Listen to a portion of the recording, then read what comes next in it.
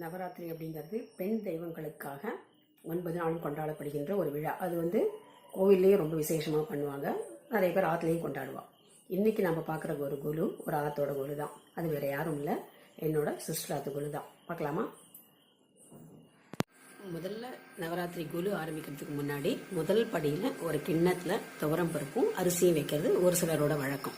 So எங்கள் அக்காவத்து வழக்கமும் அந்த மாதிரி தான். அதனால் அது வச்சுருக்கா. முதல் படிக்கட்டில் நீங்கள் பார்க்குறது ராம லக்ஷ்மணர் சீதை ஆஞ்சநேயர், இந்த பக்கம் லக்ஷ்மி அயக்ரீவர் படிப்பின் அதிபதி, அந்த பக்கம் லக்ஷ்மி நரசிம்மர் தீவினைகளை அகற்றும் கடவுள். அடுத்ததாக நீங்கள் பார்க்குறது 2வது படிக்கட்டு.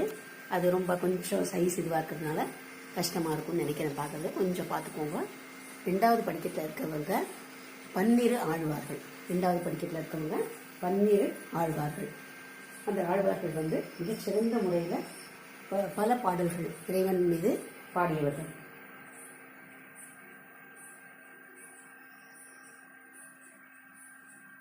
அவருக்கு பொய்கை ஆழ்வார், பூதத்தாழ்வார், பேயாழ்வார், திருமழிசை ஆழ்வார், நம்மாழ்வார், திருமங்கை ஆழ்வார், தொண்டரடிப்பொடி ஆழ்வார், பெரிய ஆழ்வார், ஆண்டாள், குலசேகர ஆழ்வார், மதுரகவி ஆழ்வார், திருப்பாணாழ்வார். இதில் மானிடவர்க்கென்று பேச்சுப்படி வாழகில்லேன் என்று கண்ணனை சரணடைந்தவள் தான் ஆண்டாள். அவள் மட்டுமே பெண். அடுத்தது 3வது படிக்கட்டு. அதில் நீங்கள் பார்க்கறது தசாவதாரம். கமலோட தசாவதாரம் இல்லை, இறைவனின் தசாவதாரம். மச்ச, கூர்ம, வராக, நரசிம்ம, வாமன, பரசுராம, ராம, பலராம, கிருஷ்ண, வரப்போகிற கல்கி. எங்கெல்லாம் அதர்மம் தலையெடுக்கிறதோ தர்மத்தை நிலைநாட்ட நான் வருவேன் அப்படின்னு சொன்னவரை இப்போ கொஞ்சம் கொஞ்சமாக வந்துட்டுருக்காருன்னு நினைக்கிறேன் இல்லையா? ஸோ இது தசாவதாரம். அடுத்த படிக்கட்டு பாமா ருக்மணி இருவருமே கிருஷ்ணன் ஒருவனுக்காக வாழ்ந்த அவர்கள். ஆனால் அப்போ கூட பாமா சொல்கிறது என்ன அப்படின்னா, பாமா சொல்வாளாம், ஐயோ நான் ராதையாக இருந்திருக்கணும் அப்படின்னு. அப்போ கிருஷ்ணர் கேட்பாரா என்னன்னு. என்ன இருந்தாலும் மனைவியை விட காதலிக்கு தான் மிக முக்கியத்துவம் கொடுக்குறீங்க, அவள் மனதில் என்றுமே நீங்களும் உங்கள் மனதில் அவளும் இருக்கா அப்படின்னு சொல்லிட்டு அந்த கிருஷ்ண பகவான் ராதே கிருஷ்ணா. அடுத்தது வெங்கடாஜலபதி தாயார், ரொம்ப பணக்கார பெருமாள் என்று போற்றப்படுகின்ற பெருமாள். அடுத்தது பெரியாழ்வார் துளசியின் அடியில் கண்டெடுத்த தன் மகள் ஆண்டாளோடு. அடுத்தது வராகி. அதுக்கு பிறகு துரியோதனனும் அர்ஜுனனும் கிருஷ்ணனை பார்க்க அவர்கிட்ட வராரு. சொல்லுவாங்க இல்லையா, துரியோதனன் தலைமாட்டில் நிற்கிறான், கிருஷ்ணன் படுத்துட்ருக்காரு. அப்போ அர்ஜுனன் கால் மாட்டில் நிற்கிறாரு. யாரை முதல்ல பார்க்குறாரோ அவருக்கு தான் அந்த வரம் கிடைக்கும் அப்படின்னு சொல்லுவாங்க. ஸோ அந்த காட்சியை தான் பார்க்குறீங்க. அடுத்தது சமூக நீதி, அதெல்லாம் இப்போ பேசுகிறோம். ஆனால் அன்று அதை ரொம்ப சிறப்பாக நிர்வகித்தவர் கொண்டு வந்தவர் ராமானுஜர்.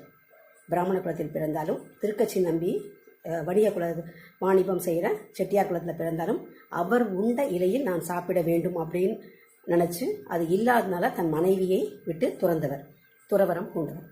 அடுத்தது இது நம்ம பார்க்கறது 5வது படிக்கட்டு. ராமானுஜர் பார்த்தோம். அடுத்தது இங்கே பார்க்கடல், தேவர்களுக்காக அந்த ஆழகால விஷத்தை எடுத்துக்கிறார் இல்லையா சிவன், அந்த காட்சி தான் அது. அதில் எல்லாருமே இருக்காங்க பாருங்கள். இது 6வது படிக்கட்டு. இந்த மரப்பாச்சி பொம்மைங்கிறது ரொம்ப விசேஷமாக சொல்லப்படுகின்ற ஒரு பொம்மை. இது மரத்தால் செய்யப்படுகின்ற பொம்மை. இது கண்டிப்பாக முதல்ல வைக்கிறது ஒரு ஐதீகமாக எல்லா ஆற்றுலையுமே வைப்பா. இது அஷ்டலக்ஷ்மி. அதுக்கு பிறகு இது பச்சை மாமலை போல் மேனி பவளவாய் கமலச்சிங்கன் அச்சுதா அமரரேரே ஆயர்தம் கொழுந்தே என்னும் இச்சுவை தவிர யாம் போய் இந்திர லோகம் ஆளும் அச்சுவை பெரிதினும் வேண்டேன் அரங்கமா நகருடானே.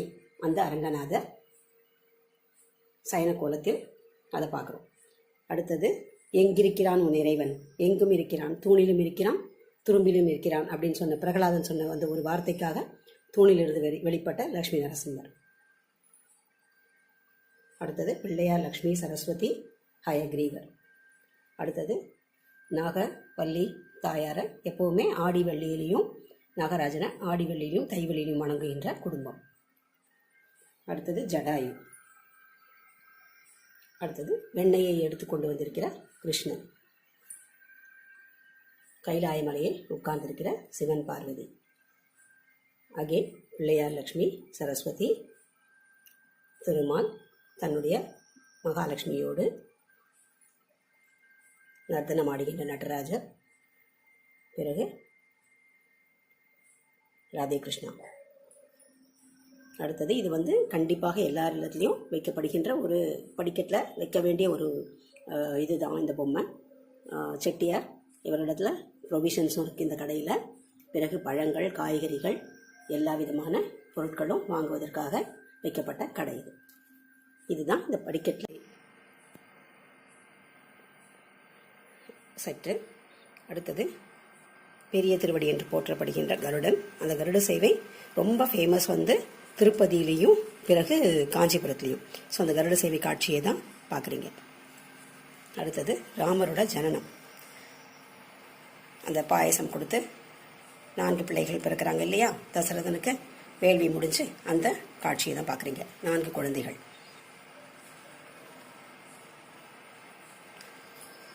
ஸோ இந்த முத்தாய்ப்பாக ஒரு கோவில். இதுதான் ராம ஜென்ம பூமி. இப்பொழுது நிறுவப்பட்டிருக்கின்ற ராம ஜென்ம பூமியின் ஒரு மாடல் இது. கோமாதா பூஜை. ஹரியும் சிவனும் ஒன்று, அறியாதவர் வாயில் மண்ணு அப்படின்னு சொல்லுவாங்க. ஸோ சிவன் அண்ணாமலை, அவர் உண்ணாமலையோடு இருக்கும் அந்த காட்சி இது. கிரிவலம் போகிறது ரொம்ப விசேஷம் சொல்லுவாங்க இல்லையா, அந்த கிரிவல பாதை. கிரிவலம் போகின்றார். அந்த கிரிவலத்தில் இருக்கின்ற லிங்கங்கள், எல்லா லிங்கங்களும் அதை சுற்றி இருக்கிறது. 9 படிக்கட்டில் வச்சிருக்கிற திங்ஸை பார்த்தோம் இல்லையா. ஓகே, கிராம வாழ்க்கையில் கிராம வீடுகள், பிறகு கடை, சின்ன கடை. அதுக்கு பிறகு ரோட்லலாம் விற்பாங்க இல்லையா, காய்கறிகள்லாம் கொண்டு வந்து கிராமத்துலலாம், அது சின்ன செருப்பு கடை. அப்புறம் கைவினை செய்பவர்கள், பானை பண்ணுறவங்க, செருப்பு தைக்கிறவங்க, தச்சர் வேலை செய்கிறவங்கெல்லாம். பிறகு கழனிக்கு எல்லாம் முடித்து எடுத்துகிட்டு போகிறவங்க, கழனிலேருந்து திருப்பி வரவங்க எல்லாரும். இது பாட்டினால் கதவுகள் திறந்தது இல்லையா, திருநாவுக்கரசர் திருஞான சம்பந்தர் போகும்பொழுது அந்த காட்சி. பிறகு கூட்டு குடும்பமாக வாழ்ந்த அந்த குடும்பத்தில் உட்காந்து மாலை நேரங்களில் டிவிலாம் பார்ப்பாங்க அந்த காலத்துலலாம் இல்லையா. இப்போ தான் அதெல்லாம் ரொம்ப குறைஞ்சி போச்சு. அடுத்தது பாரம்பரிய விளையாட்டான ஜல்லிக்கட்டு. இந்த கிராமத்தில் எப்போவும் மதிய நேரத்தில் பெரியவர்களோட பிள்ளைகளோட எல்லாரும் உட்காந்து தாயமாடுகின்ற காட்சி. பிறகு கரகாட்டம். இது ஒரு மிகச்சிறந்த கிராமிய கலை. அடுத்தது அங்கே ஒரு 60ஆம் கல்யாணம் நடக்கிற இல்லம். அடுத்தது மிக அழகான கிருஷ்ணன், அவருடைய கானம் கேட்டு வாழ்ந்து கொண்டிருக்கின்ற இயற்கையில் சூழ்ந்த மக்கள் இது. ஸோ இதுதான் இந்த குழு. மிகச்சிறப்பான முறையில் வடிவமைச்சிருக்காங்க என்னோட அக்காவத்தில். அந்த குழுவை தான் இன்றைக்கி பார்த்து ரசிச்சிருக்கீங்க. எல்லாருக்கும் பிடிக்கும்னு நினைக்கிறேன். ஸோ இந்த நவராத்திரி அப்படிங்கிறது பலவிதமான கருத்துக்களை சொல்லித் தருவதோடு பிறருக்கு கொடுக்க வேண்டிய குணத்தை வளர்ப்பதனால இது எல்லாருடைய இல்லங்களிலும் மிக சிறப்பாக கொண்டாடப்படுகிறது. இதெல்லாம் சும்மா அந்த காலத்தில் சொல்லிட்டு போகிற இதெல்லாம் செய்யணும்னு. நன்றி, வணக்கம்.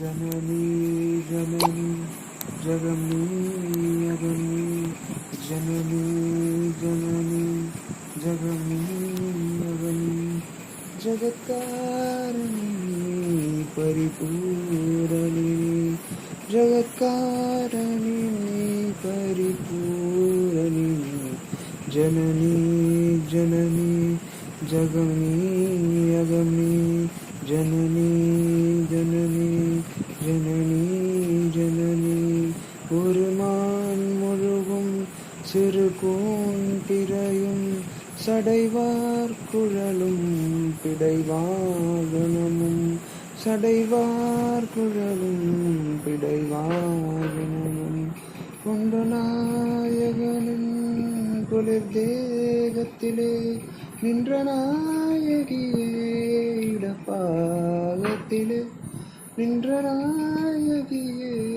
இடப்பாகத்திலே ஜெகன்மோகினி சிம்மவாகினி ஜெகன்மோகினி சிம்மவாகினி ஜெகன்மோகினி சிம்மவாகினி ஜனனி ஜனனி ஜகன்னி அகன்னி ஜகத்காரிணி பரிபூரணி சதுர்வேதங்களும் பஞ்சபூதங்களும் ஷண்மார்க்கங்களும் சப்ததீர்த்தங்களும் ஷண்மார்க்கங்களும் சப்ததீர்த்தங்களும் அஷ்டயோகங்களும் நவயாகங்களும் தொழும்பூங்களே மலை மாமகளே தொழும்பூங்களே மலை மாமகளே